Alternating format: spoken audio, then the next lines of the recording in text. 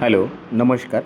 जे विद्यार्थी व पालक यावर्षी MST CET दिलेली आहे 2026 आणि 27मध्ये आणि यावर्षी कुठेतरी पुणेमध्ये टॉप ट्रेंडिंग ब्रांचेससाठी ॲडमिशन बघत आहेत आणि कुठेतरी जे काही तुमचे पर्सेंटाईल आहेत 60-70 मार्क्स तुम्हाला मिळत आहेत आणि पर्सेंटाईल एक साधारणतः ॲव्हरेज 70 ते 80च्या दरम्यान येतील असा तुमचा एक प्राथमिक अंदाज आहे किंवा ज्या विद्यार्थ्यांना चांगले पर्सेंटाईल येत आहेत म्हणजे जवळपास 80, 90, 95पर्यंत पर्सेंटाईल येत आहेत आणि त्यांना पुणे रिजनमध्ये ॲडमिशन घ्यायचं आहे. विशेष म्हणजे पुण्यामध्ये जवळपास 60+ कॉलेजेस आहेत.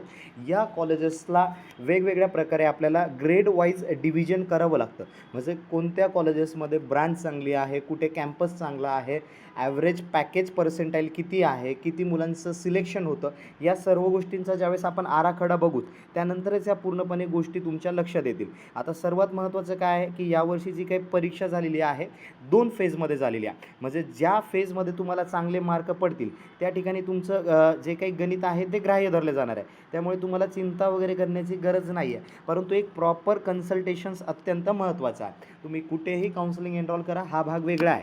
परंतु ज्यावेळेस कुठेतरी मॅनेजमेंटद्वारे किंवा काउन्सिलिंगद्वारे तुमचे जे काही मिळालेले मार्क्स आहेत त्या गुणवत्तेच्या आधारावरती चांगल्यात चांगलं ॲडमिशन कुठे होईल यासाठी तुम्ही प्रयत्नशील असाल त्यावेळेसच तुम्हाला ॲडमिशन मिळेल. त्यामुळे जे विद्यार्थी प्रॉपरली प्लॅनिंग करत आहे पुणे या ठिकाणी BTech संदर्भात त्यांनी कॉल करावा. पूर्णपणे जे काही माहिती आहे ती आम्ही तुम्हाला देण्याचा प्रयत्न करू. व्हॉट्सअप ग्रुपची डिस्क्रिप्शन बॉक्समध्ये लिंकसुद्धा देण्यात आलेली आहे. काउन्सिलिंगमध्ये रजिस्ट्रेशन, डॉक्युमेंटेशन, कॅप राऊंडचं मार्गदर्शन असेल, त्याचबरोबर चॉईस फिलिंग असेल, लिस्ट कशी बनवावी, त्याचबरोबर तुमची जी काही लिस्ट आहे ना ही तुम्हाला आम्ही स्वतः कधीच बनवायला लावणार नाही. बरेच विद्यार्थी व पालक बऱ्याच काउन्सिलरकडे काउन्सिलिंग जॉईन करतात आणि काउन्सिलिंगची लिस्ट मार्गदर्शन करतात, तुम्ही लिस्ट कशी बनवा.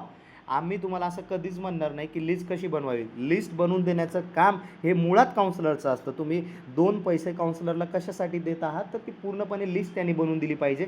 पूर्णपणे जो काही आराखडा आहे त्याने आखून दिला पाहिजे. तुम्ही फक्त एक कुठेतरी एवढं सांगू शकतात माझा एवढा बजेट आहे, मला या भागामध्ये कॉलेज पाहिजे आणि मला ही ब्रांच पाहिजे. ॲडमिशन घेताना 2 पर्याय असतात. एक म्हणजे सर्वात महत्त्वाचं असतं चांगलं कॉलेज पाहिजे तर कुठेतरी ब्रांच कॉम्प्रोमाइज करावी लागते आणि ब्रांच चांगली पाहिजे असेल तर कॉलेज कॉम्प्रोमाइज करावं लागतं किंवा दोन्हीही आपल्याला कशाप्रकारे बसवता येईल यावरती चर्चा करणं अत्यंत गरजेचं आहे. बाकी विद्यार्थी व पालकांनी कुठलीही चिंता न करता जे काही आमचे तुम्हाला नंबर दिसत आहेत त्यावरती कॉल करा. बाकीसाठी निश्चिंत राहा. बाकी ॲडमिशन तुम्हाला तर नक्की मिळेल. बाकी आपण येणाऱ्या व्हिडिओमध्ये पुनश्च भेटूया. तोपर्यंत धन्यवाद.